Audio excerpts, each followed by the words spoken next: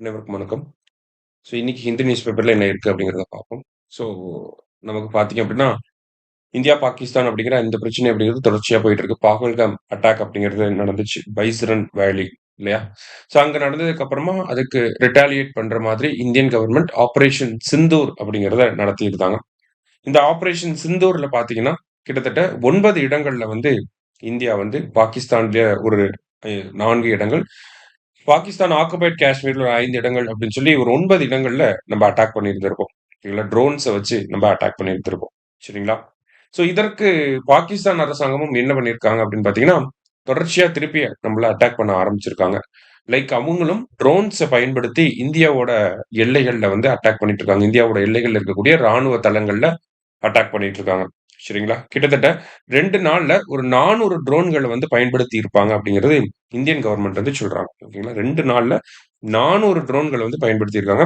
முக்காவாசி பார்த்தீங்கன்னா, பாகிஸ்தானுக்கு இந்த ராணுவ உதவிகள பண்ணக்கூடிய ஒரு நாடு யார் அப்படின்னா டர்க்கி. ஓகேங்களா? Islamic country டர்க்கியும். ஸோ ராணுவ உதவிகள வந்து வழங்கிட்டு இருக்காங்க.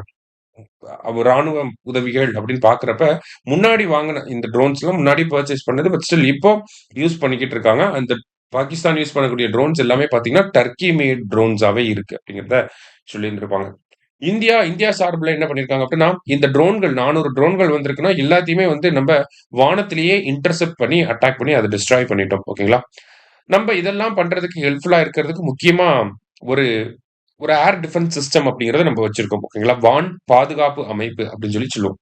இந்த S-400 அப்படிங்கிற இந்த வான் பாதுகாப்பு அமைப்பு நமக்கு யார்கிட்ட இருந்து வழங்கப்பட்டிருக்கு அப்படின்னு பார்த்தீங்கன்னா, ரஷ்யா கிட்ட இருந்து வழங்கப்பட்டிருக்கு. ஓகேங்களா? ரஷ்யா தான் நமக்கு இந்த S-400 அப்படிங்கிற இந்த ஒரு ஏர் டிஃபென்ஸ் சிஸ்டம் வந்து வழங்கியிருக்காங்க. ஓகேங்களா? ஸோ S-400னா என்ன அப்படின்னு சொல்லி பார்த்தீங்கன்னா, இது 400 கிலோமீட்டருக்கு தொலைவில இருக்கக்கூடிய ஒரு எதிரி நாட்டு ஏவுகணைய கூட அட்டாக் பண்ணி டெஸ்ட்ராய் பண்ணக்கூடிய கெப்பாசிட்டி இந்த S-400 அப்படிங்கிற மிசைலுக்கு இருக்கு. ஓகேங்களா? அதனால தான் 400 அப்படின்னு சொல்லி வச்சிருக்காங்க. S-400 அப்படின்னு சொல்லி. ஸோ இந்த ரஷ்யா கிட்ட இருந்து வாங்குன S-400க்கு இந்தியா என்ன பேர் வச்சிருக்காங்க அப்படின்னு பார்த்தீங்கன்னா, சுதர்ஷன சக்ரா அப்படின்னு சொல்லி பேர் வச்சிருக்காங்க. அது மட்டும் இல்லாம, நம்ப இஸ்ரேல் கிட்ட இருந்து இஸ்ரேல் வந்து ஏர் டிஃபென்ஸ்ல ரொம்ப ஒரு டாப் கண்ட்ரி யார் அப்படின்னு பார்த்தீங்கன்னா, இஸ்ரேல். சரிங்களா? ஸோ இஸ்ரேல் கிட்ட இருந்து நம்ம பராக் 8 அப்படிங்கிற ஒரு வான் பாதுகாப்பு அமைப்பு, அதே மாரி ஸ்பைடர் அப்படிங்கிற ஒரு வான் பாதுகாப்பு அமைப்பு எல்லாமே வாங்கியிருக்கோம். அதே மாரி இந்தியாவுல எதுவுமே இல்லையா? நம்ப எதுவுமே உருவாக்கலையா? அப்படின்னு பார்த்தா, நம்ப ஆகாஷ் அப்படிங்கிற ஏர் டிஃபென்ஸ் சிஸ்டமும் உருவாக்கியிருக்கோம். சரிங்களா? ஸோ இது எல்லாத்தையுமே பயன்படுத்தி தான் நம்ப பாகிஸ்தானோட ட்ரோன் அட்டாக்க வந்து சக்சஸ்ஃபுல்லா த்வாட் பண்ணியிருக்கோம். சரிங்களா? ஸோ அது சக்சஸ்ஃபுல்லா வந்து அத அழிச்சிருக்கோம். ஓகேவா? சரி. அடுத்ததா பார்த்தீங்க அப்படின்னா, தமிழக அரசாங்கம் நமக்கு நாமே திட்டம் அப்படிங்கிறதுக்கு ரூ. 150,00,00,000 ஒதுக்கீடு செஞ்சிருக்காங்க. சரிங்களா? நமக்கு நாமே திட்டம் அப்படிங்கிறது ஒரு பொது சொத்துக்கள உருவாக்குறதுல மக்களோட பங்களிப்பு அதிகப்படுத்தணும் அப்படிங்கிறதுக்காக, தமிழக அரசாங்கத்தால கொண்டு வரப்பட்ட ஒரு திட்டம் தான் அது. ஓகேங்களா?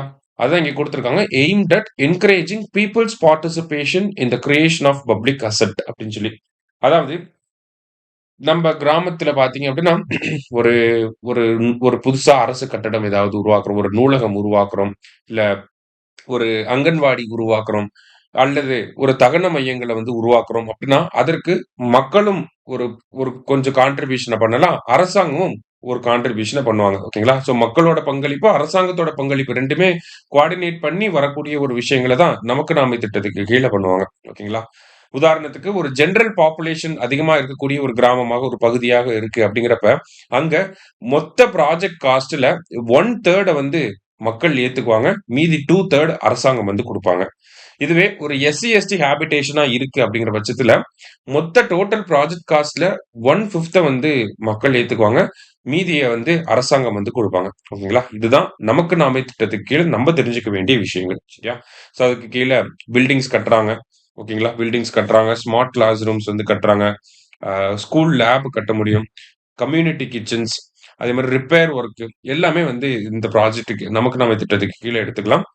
நல்லா தெரிஞ்சுக்க வேண்டிய விஷயம் என்னன்னா, 1/3 அப்படிங்கிறது ஜெனரல் பாப்புலேஷன் இருக்கக்கூடிய இடத்துல மக்களோட கான்ட்ரிபியூஷன்.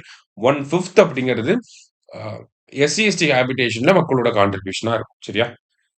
அடுத்ததா பார்த்தீங்க அப்படின்னா, நமக்கு பொதுவா கடைகள்லாம் பார்த்தீங்கன்னா, 24 மணி நேரமும் ஏன் தொறந்து வைக்க மாட்டேங்கிறாங்க அப்படிங்கிற ஒரு ஒரு விஷயத்த நம்ம எல்லாருமே பேசிருப்போம் இல்லையா? ஸோ அதற்கு ஒரு சில விதிமுறைகள் அப்படிங்கிறது இருக்கு. 24 மணி நேரமும் கடைகள திறந்து வைக்கலாம். அது எந்த மாதிரியான கடைகளா இருக்கணும் அப்டின்னா, 10 அல்லது அதற்கு மேற்பட்ட நபர்கள் வேலை செய்யக்கூடிய இடத்துல மட்டும் தான், அந்த கடைய 24 மணி நேரமும் தொறந்து வைக்க முடியும். இப்ப உங்க நிறுவனத்துல 10 பேருக்கு மேல வேலை செய்றாங்க. 10 அல்லது 10 பேருக்கு மேல வேலை செய்றாங்க அப்டின்னா, அந்த கடைகள 24 மணி நேரமும் திறந்து வச்சுக்கலாம். அதற்கு குறைவாக இருக்கிறப்ப, அந்த கடைய அந்த பர்ட்டிகுலர் பிசினஸ வந்து நம்மனால 24 ஹார்ஸ் ரன் பண்ண முடியாது. சரிங்களா? சோ அததான் இங்க குடுத்திருக்காங்க. சோ அந்த ஒரு எக்ஸ்டென்ஷன் அப்டிங்கிறது பார்த்தீங்கன்னா, வரக்கூடிய ஜூன் மாசத்தோட முடிவு இருந்துச்சு. ஓகேவா? சோ இப்ப அந்த ஒரு எக்ஸ்டென்ஷன வந்து தமிழக அரசாங்கம் 2028 வரைக்கும் அந்த ஒரு எக்ஸ்டென்ஷன குடுத்துருக்காங்க. அதாவது 24 மணி நேரமும் கடைய திறந்து வச்சுக்கலாம் அப்படின்னு சொல்லி. சரியா? அது எப்போ அப்படின்னா 10 பேருக்கு மேல கடைய வேலை செஞ்சாங்க அப்படின்னா. ஓகேங்களா? சரி.